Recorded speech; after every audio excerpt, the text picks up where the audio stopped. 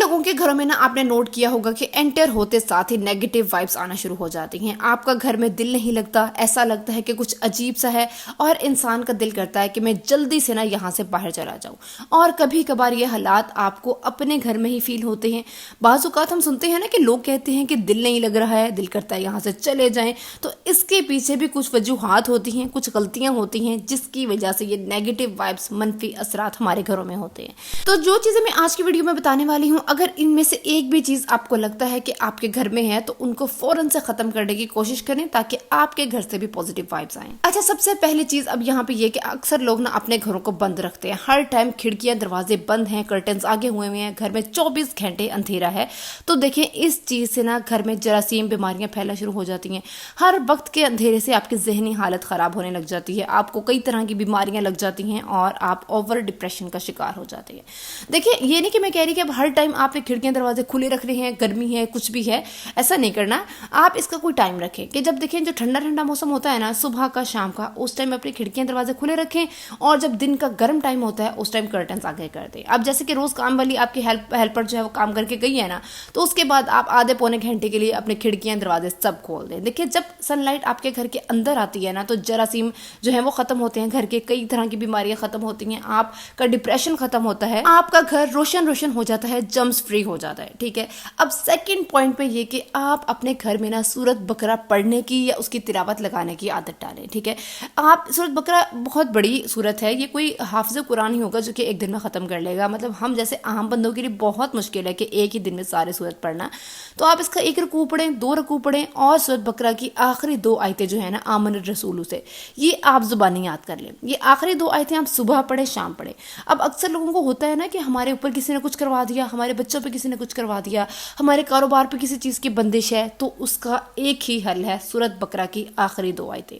किसी जादू का, किसी तावीज़ का, किसी चीज़ का आपके घर पे कोई असर नहीं होगा। जिन्नात का, शयातीन का, हर चीज़ से आपका घर महफूज रहेगा। तो आप सुबह शाम सूरत बकरा की आखिरी 2 आयतें जो है उनको पढ़ने का मामूल बनाएं और इसके अलावा सूरत बकरा बाकी भी जो है वो पढ़ा करें या इसकी तिलावत अपने घर में लगाया करें। ठीक है, अब थर्ड नंबर पे आ गया जी दरूद शरीफ। दरूद शरीफ जितना आपसे होता है ना पढ़े, इसके कोई लिमिट नहीं है। जब जब आपको याद आए, आप बावजू हो, उस टाइम आप दरूद शरीफ जो है वो पढ़ा करें। इससे घर में बहुत बरकतें होती हैं, हमारी ज़िंदगी में सुकून होता है, हमारी ज़िंदगी रोशन होना शुरू हो जाती है। ठीक है, अब फोर्थ पॉइंट ये है कि देखिए, हम अक्सर घरों में जाते हैं ना तो बाहरी जूते बिखरे पड़े होते हैं और वहीं से दिल करता है कि इस घर से वापस आ जाओ। अब अक्सर घर ना वाकई बहुत साफ सुथरे होते हैं, घर के अंदर के लिए अलहदा जूते हैं, बाहर जाने के लिए अलहदा जूते हैं, और सच बताऊं तो हमारे घर भी ऐसा ही होता है। लेकिन इसका मतलब ये हरगिज नहीं है कि आप घर के मेन डोर पे जूतों का अंबार लगा दें। यकीन जाने, ये इतना कोई बुरा लगता है ना, घर से इतने कोई नेगेटिव वाइब्स आती हैं कि मैं आपको बता नहीं सकती हूँ। इसके बजाय टीमों पे, दराज पे इतने सस्ते सस्ते, इतने रिजनेबल प्राइजेस में शू रैक्स अवेलेबल है ना, आप वहां से शू रैक मंगवाएं और अपने जूतों को मेन डोर पे ऑर्गेनाइज करके रखें ताकि आपके घर के मेन से ही पॉजिटिव वाइब्स आए। जब घर अंदर से सारा साफ है और बाहर मेन से साफ नहीं होगा तो फिर ऐसे साफ घर का क्या फायदा। ठीक हो गया।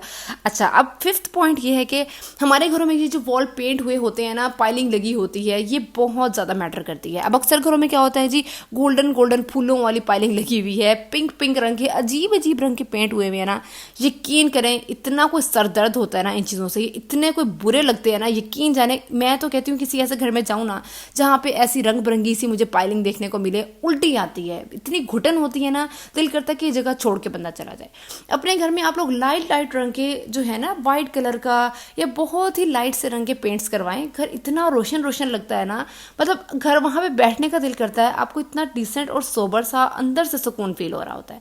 अब छोटे होते ना हम अपने नेबर में जाते होते थे और उन्होंने ना अपने घर में, आप यकीन करें, ऑरेंज कलर का पेंट करवाया होता था और मुझे समझ नहीं आती थी कि इस घर में जाते साथ ही इतनी घुटन क्यों महसूस होती है, सर क्यों दर्द करने लग जाता है। और अब जाके समझ आई है कि उनके पेंट की वजह से जाते साथ ही सर में दर्द शुरू हो जाता था।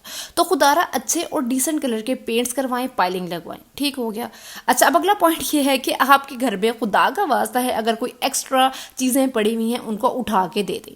अब होता क्या, हमारे घरों में जी ये संदूक रखा हुआ है, इससे जो हमारी नानियों दादियों की याद जुड़ी हुई है। ये फर्नीचर जो है किसी काम का नहीं है, लेकिन क्योंकि ये हमारी शादियों का है, इससे हम जो है फलानी याद हमारी जुड़ी हुई है, तो इसको अब हमने उठा के नहीं देना। भाई आपने इसको रख के क्या करना है, आज है कल नहीं है, जिंदगी का कोई भरोसा नहीं है।